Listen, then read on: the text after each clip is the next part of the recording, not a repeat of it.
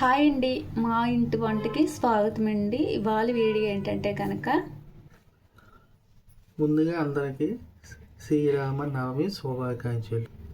ఇప్పుడు మనం పానకం ఎలా తయారు చేసుకోవాలో చూడండి. ఇప్పుడు వస్తే అండి పానకానికి వస్తే నేను 3 చెంచాలు మిరియాలు తీసుకున్నాను, అలాగే 2 లాలక్కాయలు తీసుకున్నాను. కొంచెం లాలక్కాయలు ఎక్కువ కావాల్సిన వాళ్ళు ఒక 5-6 ఎగస్ట్రా కూడా తీసుకోవచ్చు. ఇప్పుడు ఈ 2 మిక్సీ పట్టుకుంటున్నాను. ఇప్పుడు చెట్టు పొడిది ఇది మిక్సీ పట్టుకుని ఉన్నది కాబట్టి పక్కన పెట్టుకుంటాను. బెల్లం అయితే కొప్పడి బెల్లం తీసుకున్నానండి పానకానికి. ముందుగా ఈ కొప్పడి బెల్లం దీంట్లో వేసుకోవాలి. బెల్లం దీంట్లో వేసుకున్నాను కాబట్టి ఇప్పుడు దీనికి ఏ కప్పుతోటి తీసుకున్నానో బెల్లం అదే కప్పుతోటి నేను 3 కప్పులు వాటర్ అన్న తీసుకుంటున్నాను.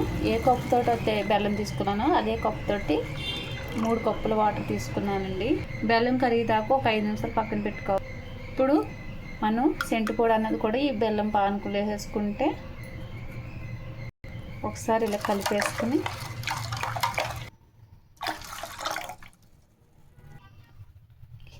ఇప్పుడు దంచి పెట్టుకున్న మిరియాల పౌడర్,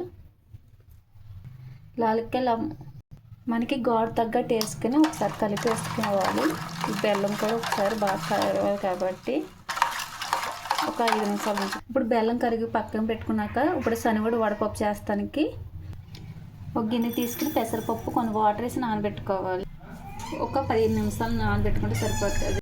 ఇప్పుడు శనగడు చేసుకోవటానికి పొడిపిండి బియ్యం పిండి తీసుకున్నాను. ఒకప్పుడు తీపి తగ్గట్టు బెల్లం తురుముకున్నది ఇలా ఒకసారి కలిపేసుకోవాలి.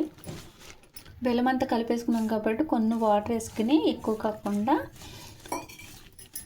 ముద్దగా వచ్చేదాకా ఇలా ఉండవేదాకా ఉంచుకోవాలి. మనం ఇంకా లూజ్ అవ్వకూడదు. బెల్లం కూడా కరిగిపోయింది కాబట్టి ఇప్పుడు ఒక గిన్నె తీసుకుని వడగట్టుకోవాలి. ఒకసారి వడగట్టేస్తున్నాను. ఇందులోకి తులసాకులు వేసేసుకోవాలండి. తులసాకులు వేసేసుకుంటే పానకం రెడీ. శనగూడతో కూడా రెడీ అండి. అలాగే వడపప్పు